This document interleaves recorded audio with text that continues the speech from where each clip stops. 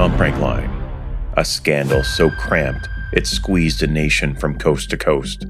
A story of shrinking space, rising fees, and a truth airlines hope would never take off. We're calling it AirCanadaGate. Canada, land of politeness, patience, and the quiet belief that the middle seat is perfectly fine.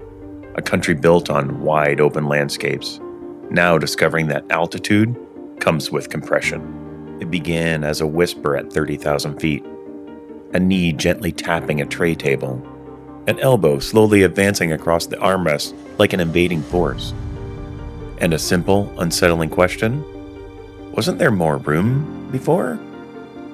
Soon the signs became impossible to ignore. Rows nudged closer together by millimeters. Armrests narrowed into decorative suggestions.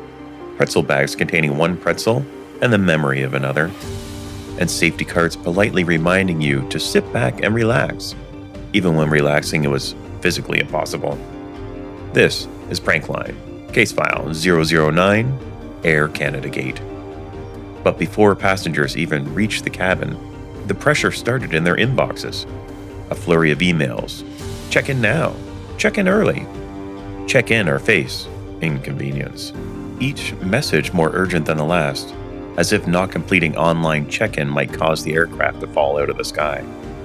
Yet when travelers arrived at the airport, the line still wrapped around the terminal like it was auditioning for Canada's Wonderland. Digging into internal memos, investigators found a phrase repeated often: increased perceived urgency. Not actual urgency, perceived urgency. And then came boarding. A ritual so slow even the plane looked embarrassed. Zone 1, Zone 2, Zone 3. Several tiers of prestige no regular person has ever heard of. Then Zones 4 through 8. And finally, after enough time to grow a small beard, Zone 9, everyone else. One leaked document described this method as structured efficiency. Passengers described it as a social experiment gone wrong. But the real story was unfolding behind the scenes. Maintenance logs, cabin blueprints, after-hours adjustment orders. What investigators found was chilling. Seat brackets quietly pushed forward, aisles shaved down by barely measurable degrees, overhead bins labeled as premium real estate, and luggage routed through cities passengers had only read about, often enjoying more layovers than they did.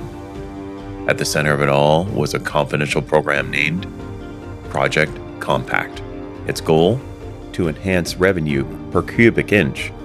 Translated from corporate, shrink everything except the cost of flying.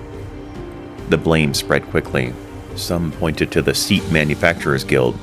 Others accused the Mile High Budget Council. And then there was Chad. There's always a Chad. Listed as a cabin optimization specialist, no one could confirm his job existed. Yet his signature appeared on orders reducing legroom by 2.7 centimeters, a number so precise, you know someone spent too much time thinking about it.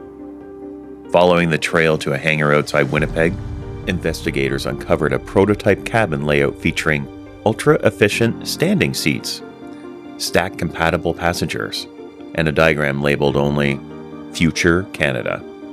The findings were shocking. Yes, you heard that right. A national airline quietly squeezing comfort while expanding pricing 1 millimeter at a time.